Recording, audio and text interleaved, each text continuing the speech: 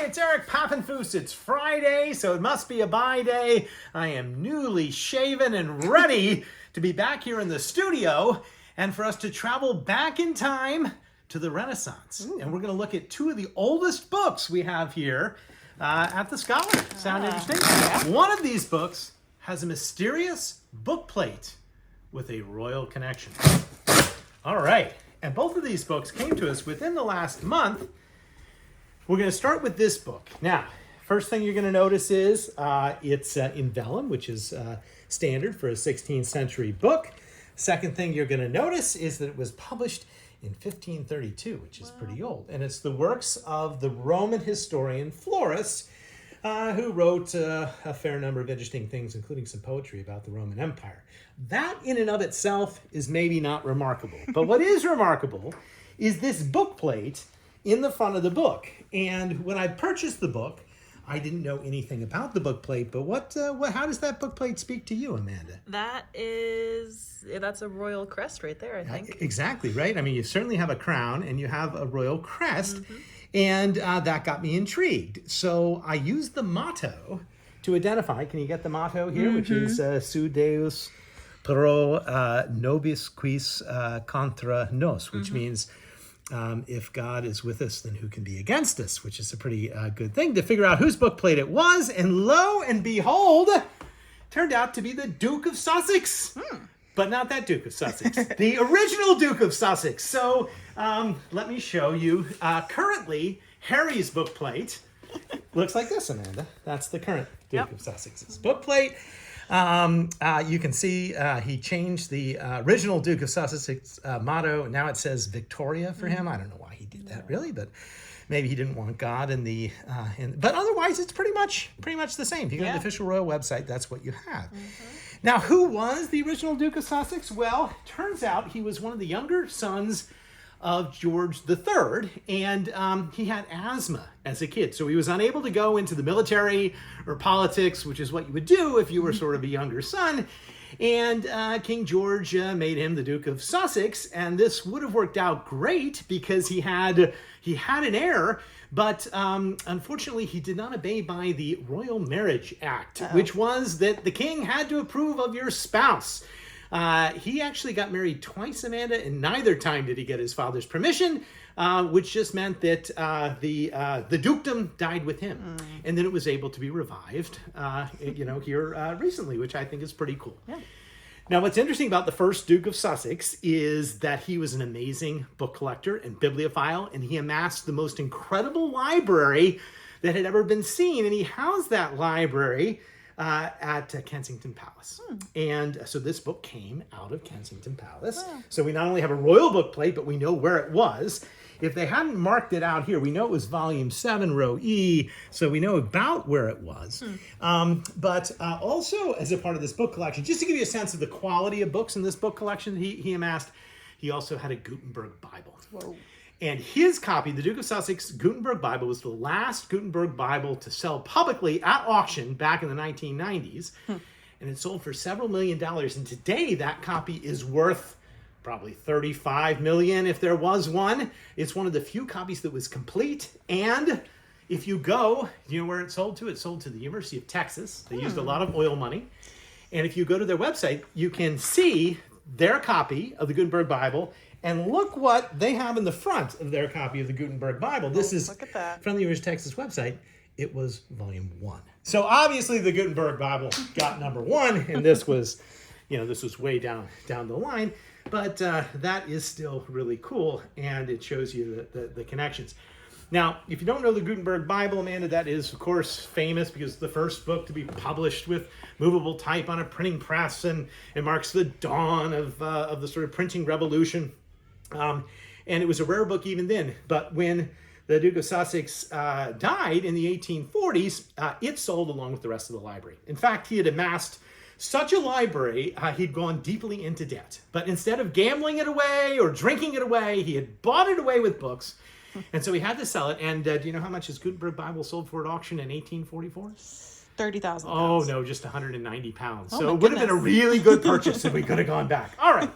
Now, the Duke of Sussex was known for collecting early works. So we call this a Renaissance work. It's early printing. It's 1522. Gutenberg Bible is about 1450, so it's within 100 years of the first invention of the printing press, which is really pretty neat. And it's an early collection of this Roman work. Now, what makes this book even more interesting, Amanda, is that it includes these beautiful engraved, what we call initials. They're really the first letter of the sentence, so Populus Romanus is engraved with the great P. And this gives away a little bit about the printing history, because that is a very famous initial, and it was designed by the Tudor court painter Hans Holbein. And if you don't know Hans Holbein, he did the famous picture, portraits of Henry VIII and Sir Thomas More and all those that you know. That was Holbein. But he also got his start as an engraver for a very famous printer by the name of Johann Froben. And here is Holbein's portrait of Froben. This, by the way, is the first ever portrait of a bookseller. Wow. Yay! Well, at least the oldest one that we know of. And there he is. So he engraved these beautiful letters, and they are throughout the book.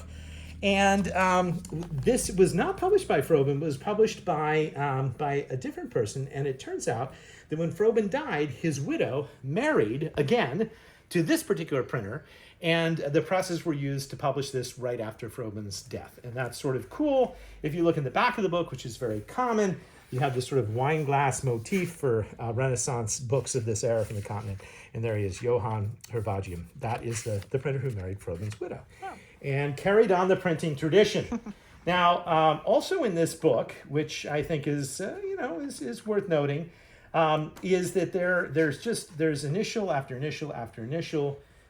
They're very beautiful, and even at the end, we have some markings. So the question is, let's see if we can get you some good marginalia. There's some marginalia. The question is that the Duke of Sussex's hand? Well, there's one more clue in this book, Amanda, and I love clues in books. If you go to the front of the book, you're going to see that now the auction of the Duke's library was 1844, but apparently it was owned in 1851 by a very famous collector, and this is sort of cool. His name was William H. Black, and that's his name in Latin, Guillaume Nigri.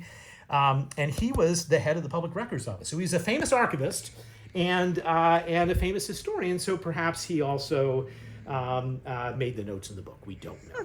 All right. We're going to use Holbein as a connection now. And now I'm going to show you the oldest book that we have in English, and a book which is tied directly to the Tudor court, that very same Tudor court that Holbein painted. And this is a beautiful book, which is basically a collection of sermons. I'll turn it here, by Hugh Latimer, who was a bishop of the Reformation, very famous bishop, probably the most famous preacher of the time. And what I like about this book is it says in old hand, and it's published in 1549, in the third year of the reign of Edward VI. Now, Edward VI was one of the sons of Henry VIII. He was a boy king, and Hugh Latimer is famous for having preached and been basically in charge of his spiritual instruction. Here is the second sermon. So each of the sermons has its own title page. And then often common, again, in the back of the book, it tells you who printed it. It was published by a printer by the name of John Day, who is really the most famous of the English Renaissance printers. And he printed a lot of the most important works of the English Reformation, which is pretty cool. Now, this book is very old, very rare, and also came to us fairly recently, which is pretty neat. Let me tell you a little bit about Hugh Latimer. Hugh, here is a woodcut engraving from the Book of Martyrs, in which you can see Latimer preaching to King Edward. So there's the king looking at him, and there's Latimer giving him, the goods. Also, somewhat interestingly, what happens is, unfortunately, Edward dies young. He's committed to Protestantism and the English Reformation, but he is replaced by Mary, his sister, or half-sister, different wife of Henry VIII. And Mary decides to purge and replace many of the reforms that Edward and Latimer and others had put into place. And Latimer and Cranmer and some of the others, unfortunately, are martyred and killed under the reign of Bloody Mary. And this is an engraving from Fox's Book of Martyrs, which also comes out right after that.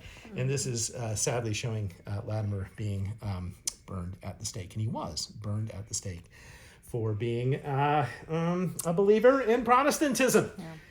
And to be fair to Latimer, he even questioned Henry VIII. He was not in favor of all these marriages and this, this stuff that was going on in the court. He was a pretty conservative guy, but and apparently a very eloquent and amazing preacher. So this would be a quintessential work of the English Reformation.